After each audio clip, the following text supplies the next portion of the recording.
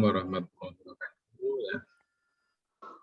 Insyaallah kesempatan ini yang pertama ya, nanti grupnya siapa? Sambil ya, Nasution. Samil, Nasution. Terus siapa ini? Mafir sama Habibi itu siapa? Iya. Ya, tolong kalau pakai nama dilengkapi ya dan benar ya. Ya, silakan. Habibie Firdaus sama Habibie Haidam. Ya. Oke, silakan. Amin. Bismillahirrahmanirrahim. Assalamualaikum warahmatullahi wabarakatuh. Waalaikumsalam warahmatullahi wabarakatuh. Belum ya? Oke ya, silakan. Dalam pertemuan kali ini mungkin saya Muhammad Yasin Nasution dan Habibie Firdaus dan juga Habibie, sekarang nggak tahu lagi di mana orangnya. Kami akan menjelaskan tentang pengantar politik Indonesia. Ya, pengertian sistem politik. Secara etimologis, sistem politik Indonesia berasal dari 3 kata, yaitu sistem, politik, dan Indonesia. Disebutkan dulu sambil dari buku apa, terus berapa bab, terus langsung masuk ke sini. Gitu ya. Silakan.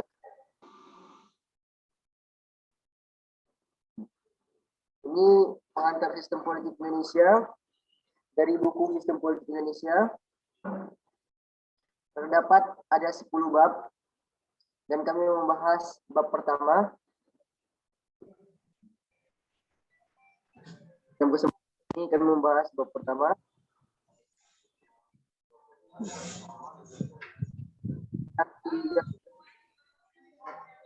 Ini ya, yang berjudul Indonesia. Penulisnya Dr. Anggara MSI, penerbitnya Pustaka Siswa Bandung, terdiri dari 304 halaman.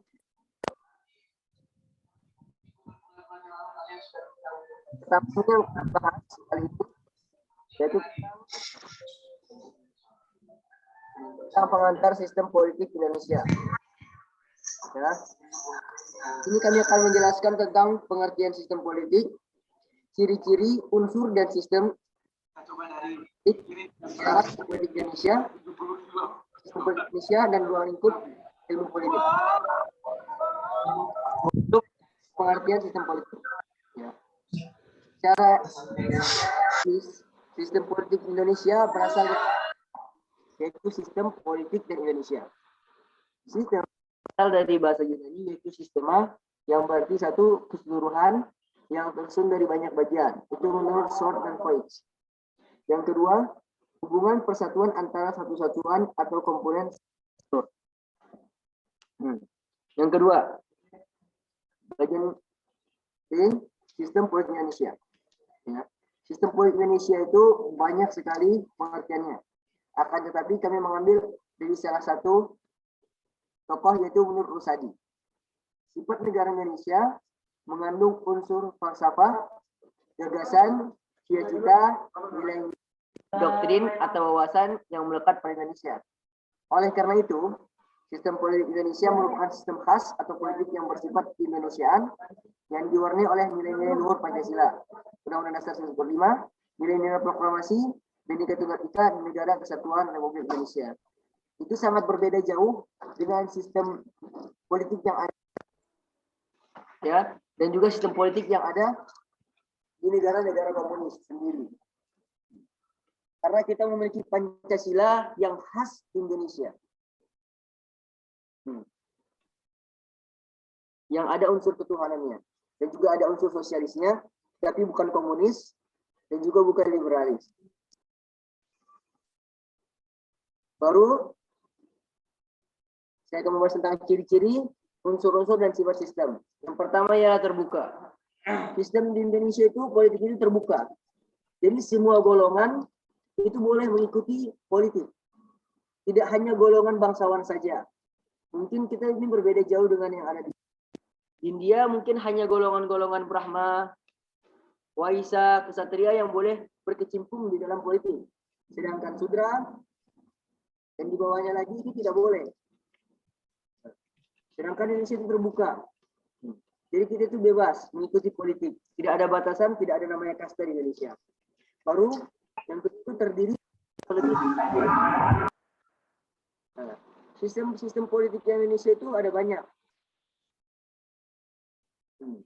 Baru yang ketiga itu saling bergantung. Jadi unsur politik di Indonesia itu saling bergantung. Contohnya antara berbagai partai politik itu bergantung dengan partai politik yang lainnya. Tidak ada satu partai politik yang mendominasi semuanya, seperti pengambilan suara mungkin yang kita lihat di negara-negara lain. Ya. Baru yang D, kemampuan menyesuaikan diri dengan lingkungan. Sistem politik itu menyesuaikan dengan keadaan lingkungan, karakteristik rakyat Indonesia itu sendiri. Ya. Baru kemampuan untuk mengatur diri sendiri. Nah, baru yang terakhir tujuan dan sasaran. Oke, selanjutnya ruang lingkup ilmu politik. Ya, salah satu fokus perhatian ilmu politik dalam masalah kekuasaan ialah satu, upaya memperoleh kekuasaan. Ya. Bagaimana cara memperoleh kekuasaan itu? Ya. Mungkin kita lihat jikalau upaya memperoleh kekuasaan di Indonesia ini, kebanyakan orang Indonesia itu lebih mengeluarkan anggaran untuk bisa mendapatkan kekuasaannya.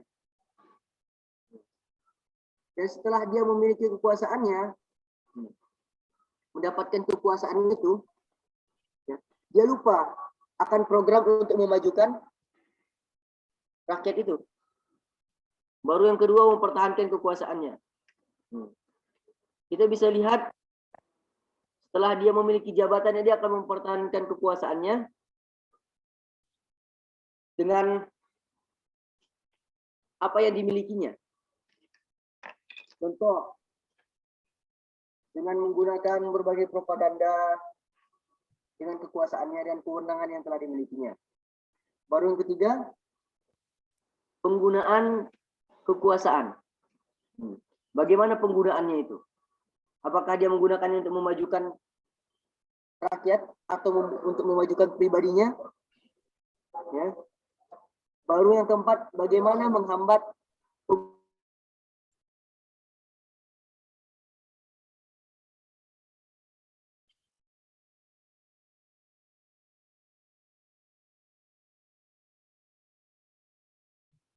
Oke ya.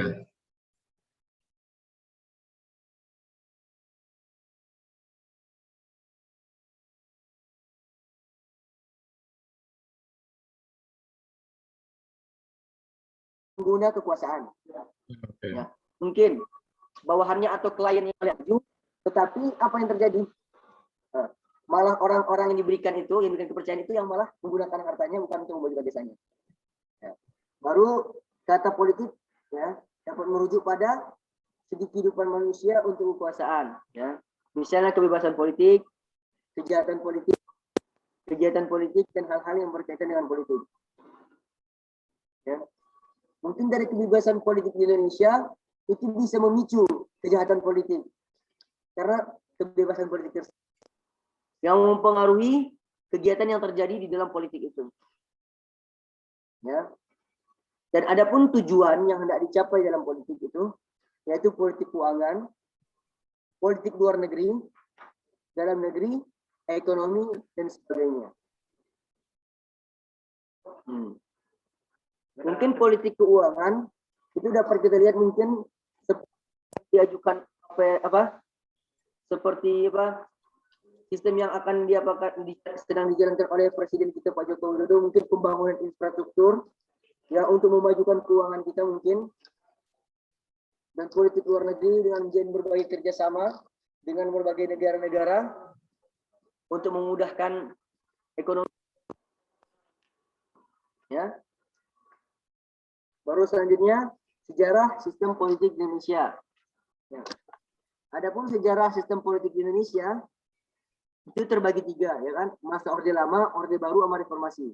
Tapi yang akan saya jelaskan di sini cuma masa Orde Lama dan Orde Baru. Ya. Lama atau parlementer yaitu dimulai dari masa 1950 sampai 1959 Masehi adalah era Presiden Soekarno yang menggunakan konstitusi Undang-Undang Dasar Sementara Republik Indonesia tahun 1950. Ya.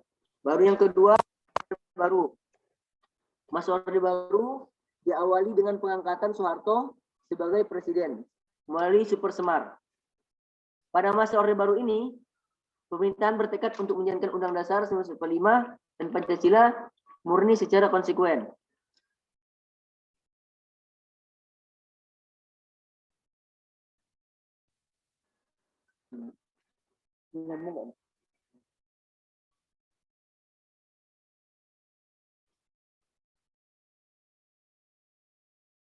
Ya.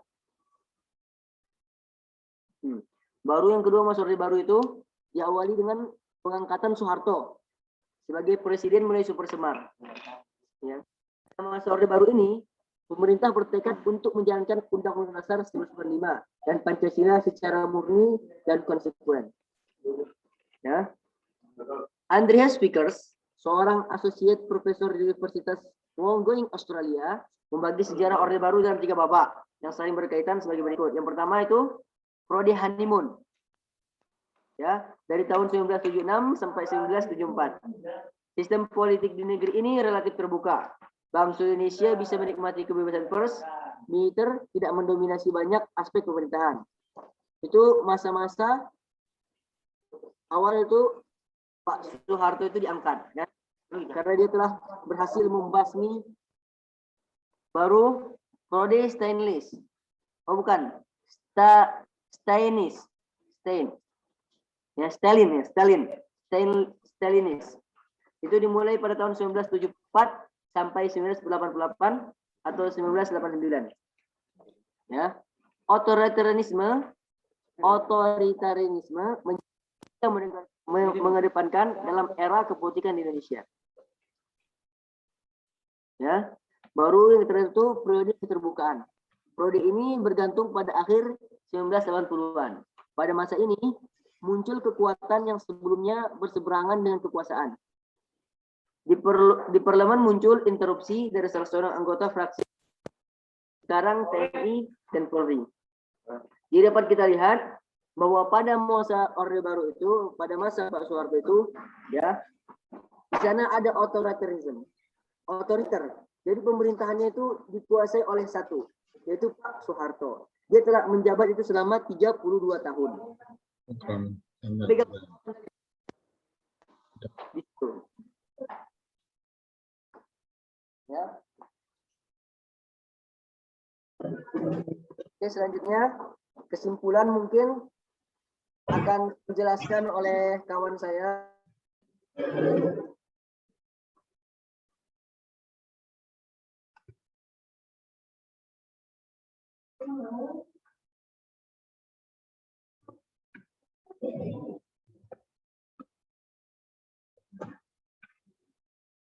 Ayo, silakan. Teman saya Muhammad Abadi Firdaus. Di kesimpulan, menurut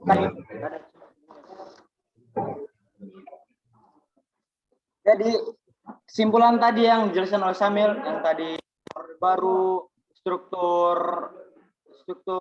Indonesia gimana, teori-teori yang disampaikan oleh Imam Samil, menurut Andre Heywood, 4 asumsi jika politik diucapkan. Yang pertama, politik sebagai seni pemerintahan. Kita bisa lihat di sini bagaimana tentu menguasai masyarakat. Bagaimana tuh pemerintahan tuh mengambil hati masyarakat demi memajukan bangsa kita.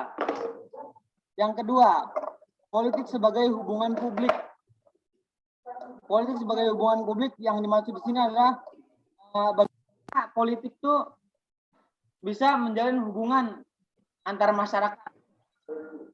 Yang pasti itu hubungannya adalah hubungan yang baik agar masyarakat ikut serta dalam memajukan bangsa.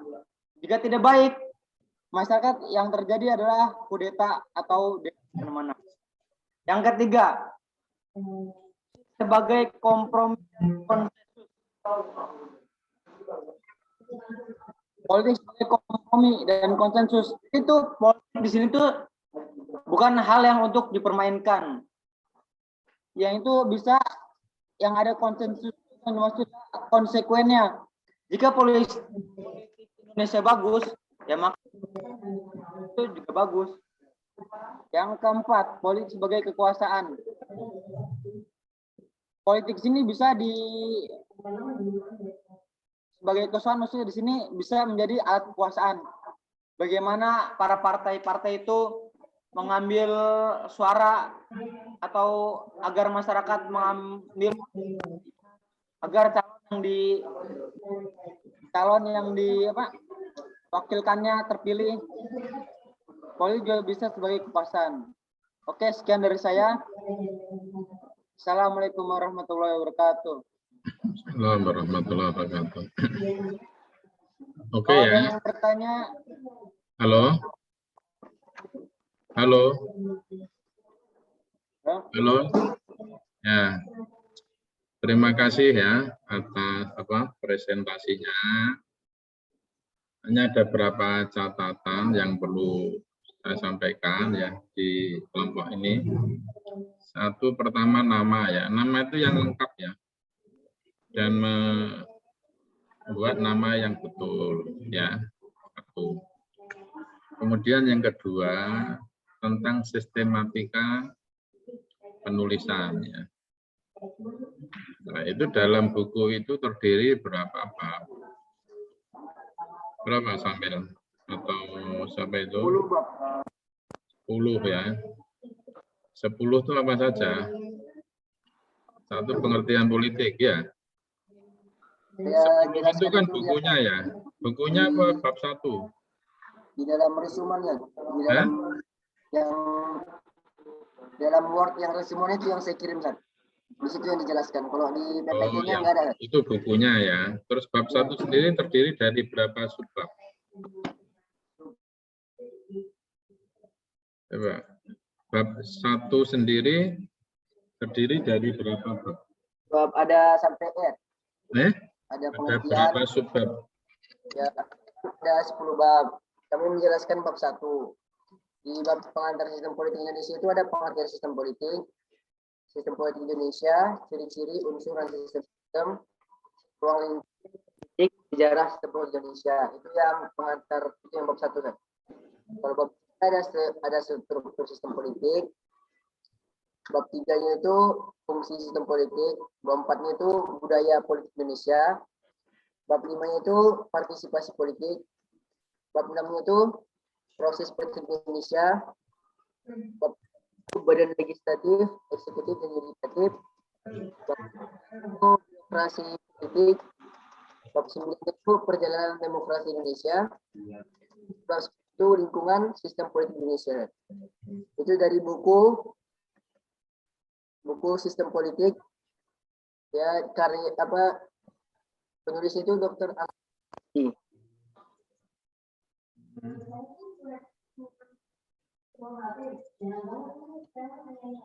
Oke ya. Terus kita masuk di bab 1. Itu terdiri berapa subbab saja? Bab 1 itu terdiri berapa subbab?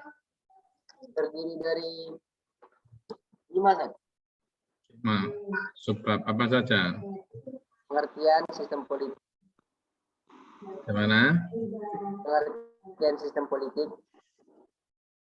Terus Sistem politik di Indonesia.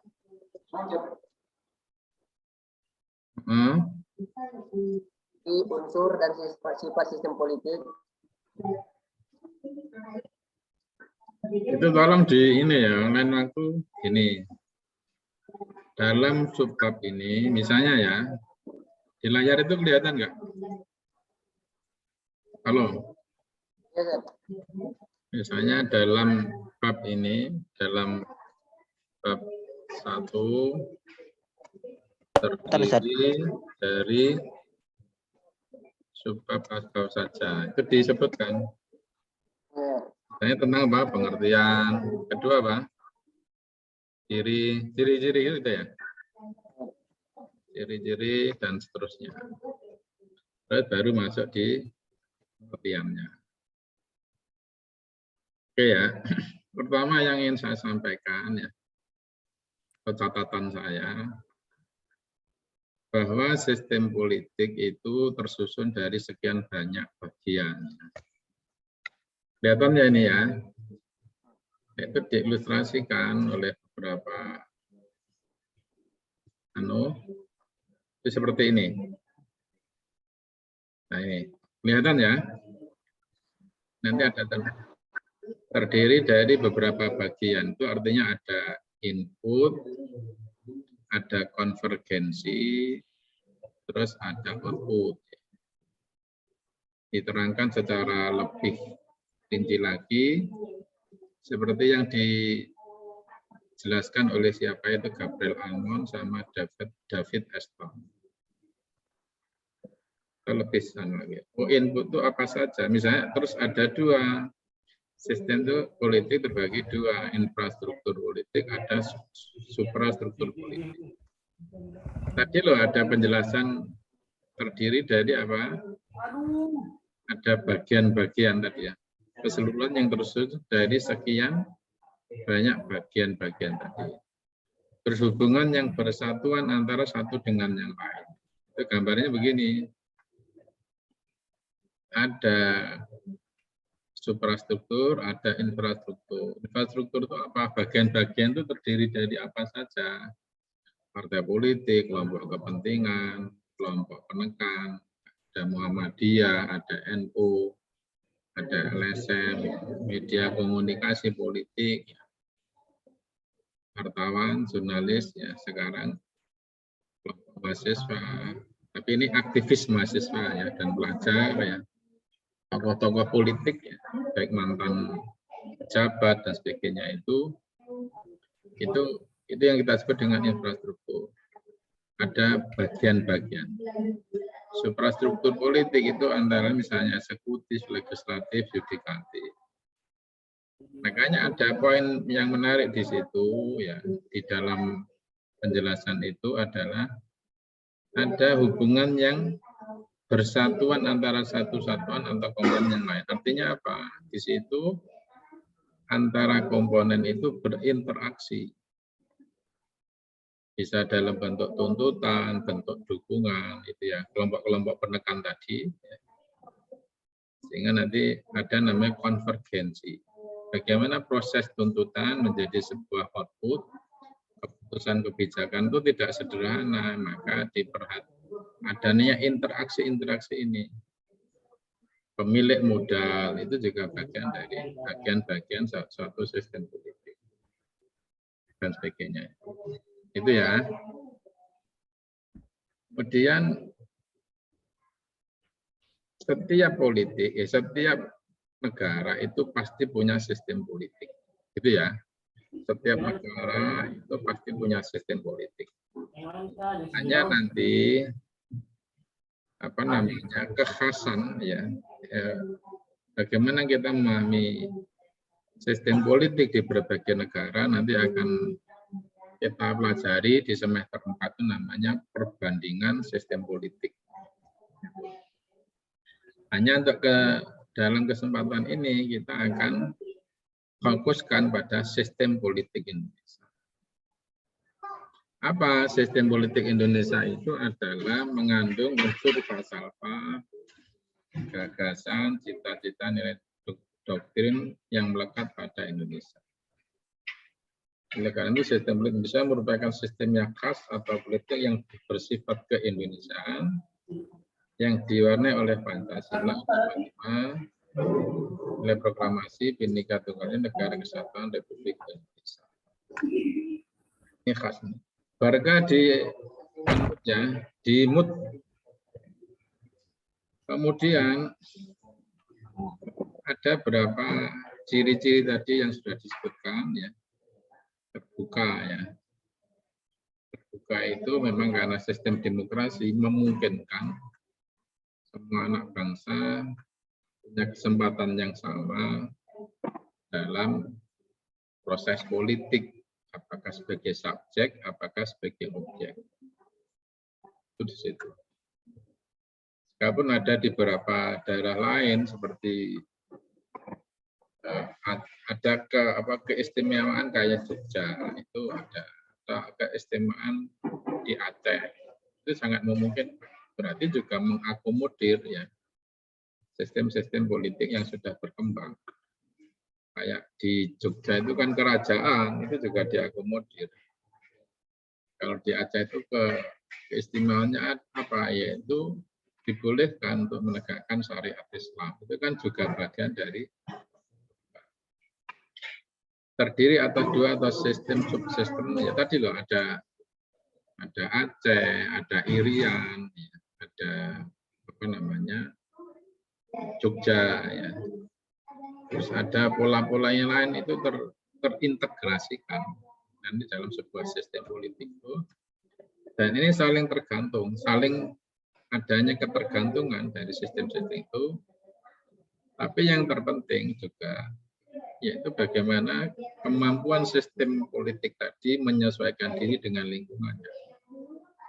Misalnya ada era globalisasi, ada era apa namanya setelah era globalisasi itu misalnya ada era digital itu. Sejauh mana kemampuan sistem politik itu menjalankan fungsinya, yaitu loh proses input, konvergensi, sama output tadi itu bisa berjalan. Oke, ini kembali pada konteks Indonesia. Yang berikutnya kemampuan untuk mengatur dirinya sendiri, dan yang berikutnya pasti punya tujuan dan sasaran dari sistem politik Indonesia itu. Tujuan khasnya apa? Itu nanti di. Oke ya. Tapi kok nggak tahu ya, terus tiba-tiba kok ruang lingkup ilmu politik. Ini enggak awal ya. Bener ini Samil? Halo? Samil sama siapa yang tadi? Halo Samil? Sama Abadi, Sir. Ya. Iya, Sir. Ini benar ya, ruang lingkup ini menjadi bagian pembahasan. Artinya begini yang ingin disampaikan. Dari ketika kita bicara tentang sistem politik, ya apa yang dipahami dalam politik dalam konteks sistem politik itu ya ada 4 yang dicatat. Ini betul ya dari buku itu ya. 1, upaya meraih kekuasaan, 2, mempertahankan kekuasaan, yang ketiga penggunaan kekuasaan, yang ketiga bagaimana menghambat penggunaan kekuasaan. Itu nanti akan terlihat untuk memperoleh kekuasaan itu dengan apa? Dalam sistem politik Indonesia dengan apa? Sambil sama siapa tadi? Sambil sama siapa? Ya itu dengan apa? Untuk memperoleh kekuasaan itu kalau dalam sistem politik Indonesia dengan apa? Dengan bisa dengan hegemoninya. Dengan pemilu. Halo. Dengan pemilu. Mekanisme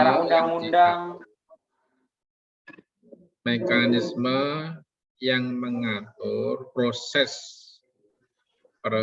perebutan kekuasaan itu secara legal, formal itu dalam bentuk pemilu. Makanya ada namanya undang-undang pemilu.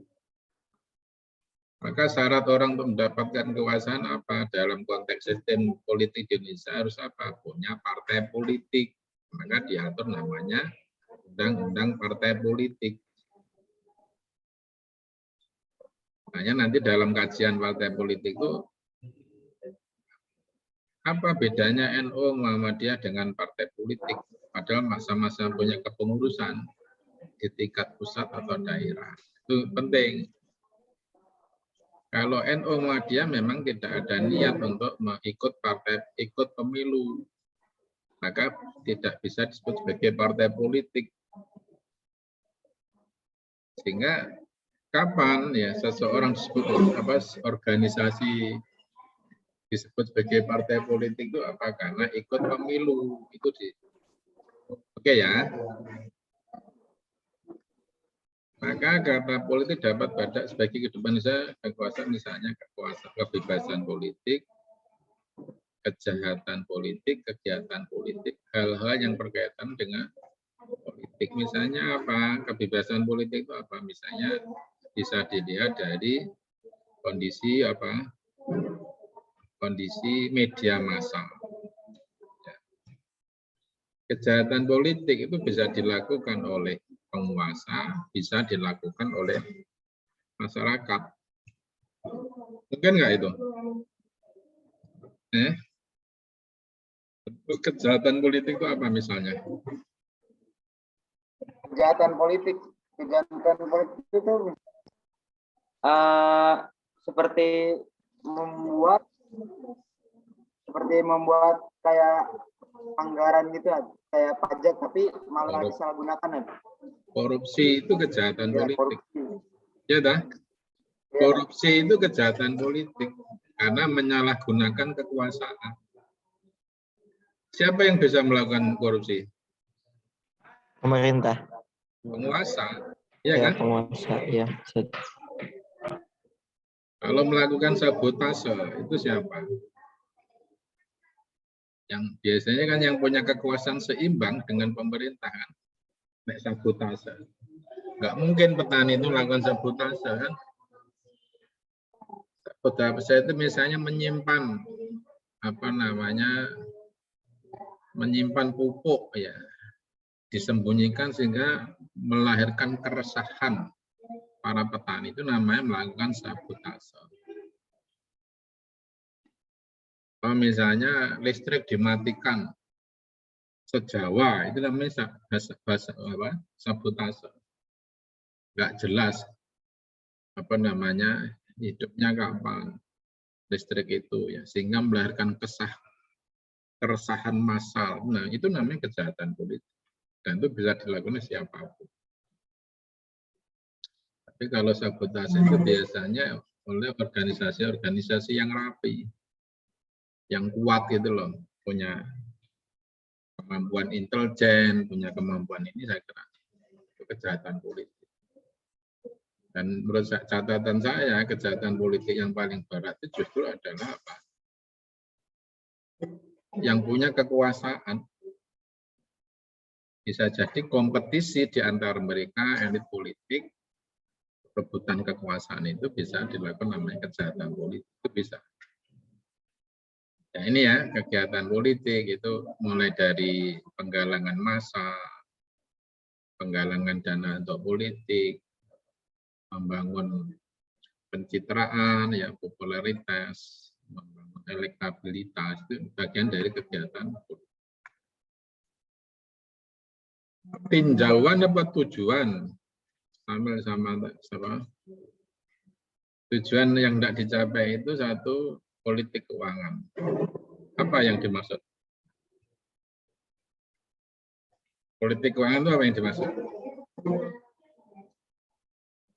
Dinyalakan aja ininya, audionya. Politik keuangan itu dalam apa ya? Dalam memutar keuangan itu sih. Ya, politik keuangan ini yang maksud adalah ya, kesehatan keuangan suatu negara itu dilihat dari apa? Ya input output itu seimbang. Banyak hutangnya itu sehat enggak negara itu?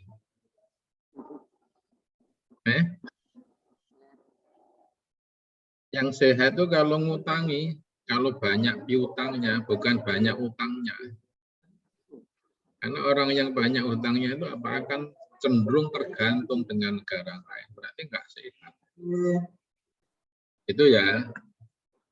Yang kedua itu politik luar negeri. Apa ukuran sebuah politik luar negerinya itu sehat itu bagaimana?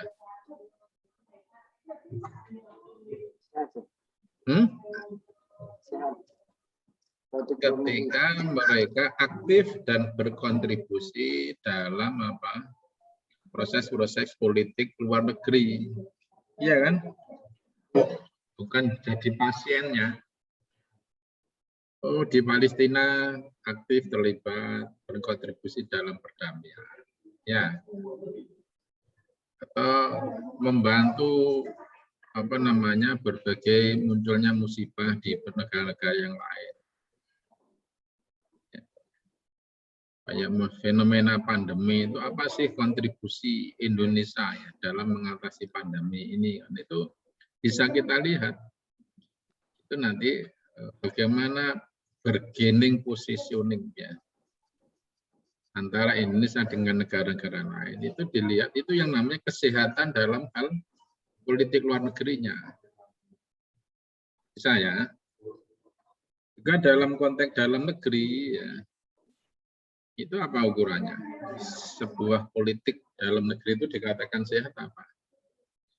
Proses proses pemilu berjalan normal sehingga melahirkan pemimpin-pemimpin yang baik. Ekonomi tumbuh kembang ya secara baik.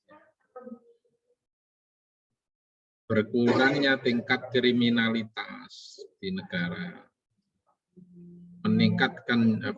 meningkatnya pelayanan publik, ya, mudah ya, cepat, murah ya, bisa diakses. Itu namanya, itu yang dicapai dalam sebuah sistem politik itu dalam konteks dalam negeri itu seperti itu. Ya. Ada konflik, ada gejolak, tapi mudah dikendalikan. Ya.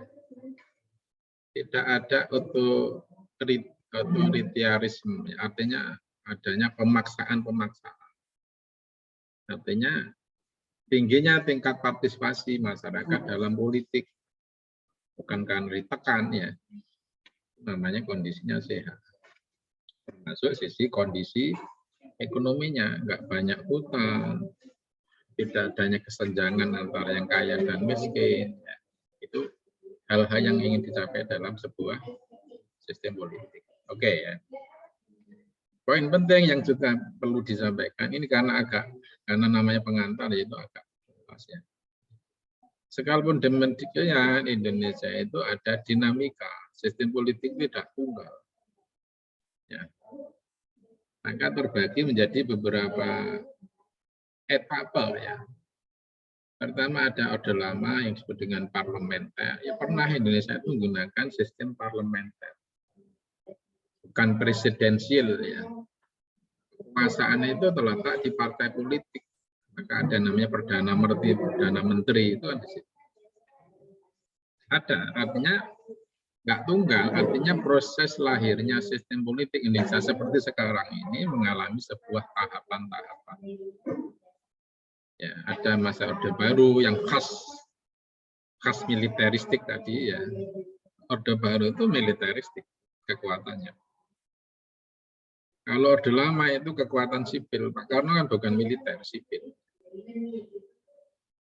Terus ada namanya periode yang namanya reformasi. Tapi awalnya reformasi, tapi akhirnya kan yang berkuasa oligarkis, pemilik modal.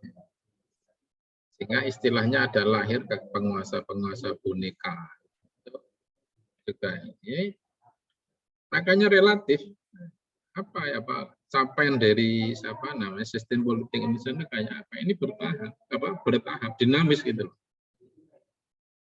Nggak mustahil nanti misalnya dengan berakhirnya kekuasaan Jokowi itu akan muncul lagi model-model sistem politik yang berbeda dengan sebelumnya. Itu loh dinamika dalam sistem politik. Kira-kira itu ada yang ingin ditanyakan? Cukup ya, karena ini materi pertama. Siap-siap kelompok 2 ya.